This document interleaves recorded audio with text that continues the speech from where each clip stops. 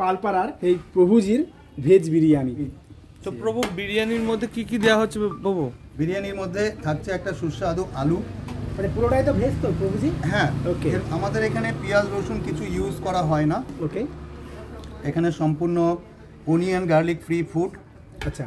আর পনির থাকবে, সয়াবিন থাকবে, আলু থাকবে, ইঁচড়ও থাকে, সয়াবিনের বড় বড় পিস থাকে। সেই দিয়ে বিরিয়ানি আপনারা খেয়ে দেখুন কেমন লাগে। প্রাইস কি কেমন কি রয়েছে প্রভু? প্রাইস এখানে ফুল প্যাকেট, এই যে ফুল প্যাকেট, এটা হচ্ছে 100 টাকা।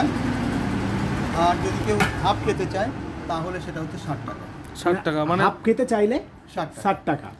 এখানে বসে খেলেও 100 টাকা, পার্সেল নিলেও 100 টাকা।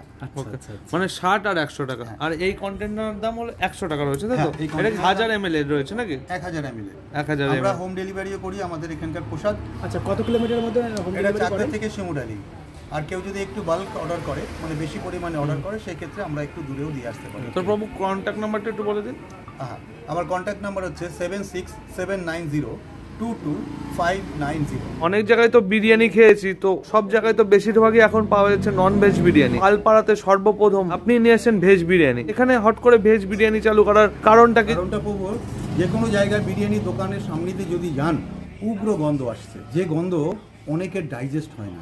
অনেকে বিরিয়ানি খেতে ভালোবাসে কিন্তু ওই রকম গন্ধ নয়। আর কে বলেছে যে শুধু নন ভেজই বিরিয়ানি হবে?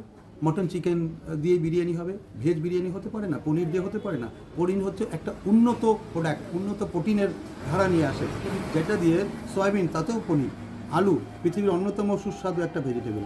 তাই দিয়ে যদি বিরিয়ানি বানানো হয় এবং উপযুক্ত কারিগর দিয়ে, মায়ের হাতের মতন বিরিয়ানি আপনি আনলিমিটেড খেতে পারেন, তখন দেখবেন আপনার শরীরের কোনো বিকার আসছে না, কোনো প্রবলেম হচ্ছে না, না ঢেকুর আসছে, না বদহজম হচ্ছে।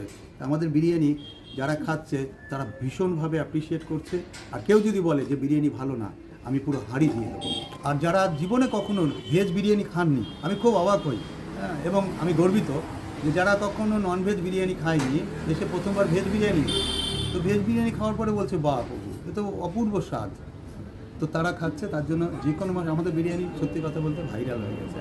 আপনারা আজকে ব্লগার, আপনারা এসছেন, থ্যাংক ইউ সো মাচ। আপনারা এটা প্রচার করুন এবং মহাপ্রভু নিশ্চয়ই খুশি হবেন, কারণ মাছ মাংসের দেশ ছেয়ে গেছে। মাছ মাংস খাওয়া মানে এক ধরনের, যেহেতু আমি ভক্তি জীবনে আছি, 15 বছর ধরে আমি দীক্ষিত মায়াপুর ইস্কন থেকে, তাই আমি এই কথাগুলো বলতে পারছি গর্বের সঙ্গে যে আমি একজন সনাতনী। আর সনাতন ধর্মের প্রচার প্রসার আমার জীবনের শ্রেষ্ঠ লক্ষ্য। আর এই যে ননভেজ খেলে পারে কি হয়, একটা আসরিক বৃত্তি সবার মধ্যে থাকে। আমরা যদিও বাঙালি, আমাদের দাঁত ওঠার আগে আমরা মাছ মাংস খাওয়া শিখেছি, কিন্তু যদি আমরা বিচার করি যে প্রসাদ খেলে পারে আত্মার যে কতটা সন্তুষ্টি হয়, অনেকে বলে যে শরীরের উন্নতি হয় না, না, ওটা ভুল কথা।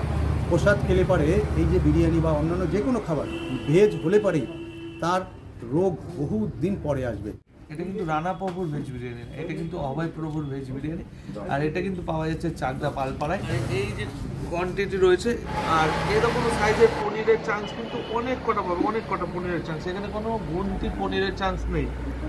এই যে এই সাইজের কিন্তু আলু থাকছে, আর ফুল কোয়ান্টিটিতে সয়াবিনও কিন্তু থাকছে। আর এই যে এরকম ঝরঝরের রাইস রয়েছে, পুরো সম্পূর্ণ ভেজ বিরিয়ানি। ঠাকুরের প্রসাদ হয়, আর কি বলবো, চলো খাওয়া যাক। একবার খেয়ে বলা যাবে না, আরেকবার ট্রাই করি। বেশ সুস্বাদু রয়েছে। একটু বলতে পারি যে আর মায়াপুর যাওয়া লাগবে না এই ভেজ বিরিয়ানি খাওয়ার জন্য। চলে আসো পালপাড়ায় অভয় প্রভুর কৃষ্ণ কাবেরী ফুড কর্নারে, ভেজ বিরিয়ানি খাও। তার সামনে রয়েছে বিভিন্ন রকম খাবার, সকালের ব্রেকফাস্ট, দুপুরের লাঞ্চ, রাতের ডিনার, সব কিন্তু হয়ে যাবে সম্পূর্ণ ভেজ। একদম নরম তুলতুল আলু, বেশ কোয়ালিটি ফুল রয়েছে। ওকে, একটু আলুর সঙ্গে একটু রাইসটা ট্রাই করো। आदमी में था अपना मकान बना। এরকম সাইজের পনির রয়েছে, ফ্রেশ পনির, सेपरेट है अपना वो সোয়াবিন, পনির, সোয়াবিন, একটু আলু দিয়ে চলো মাখিয়ে খাওয়া যাবে।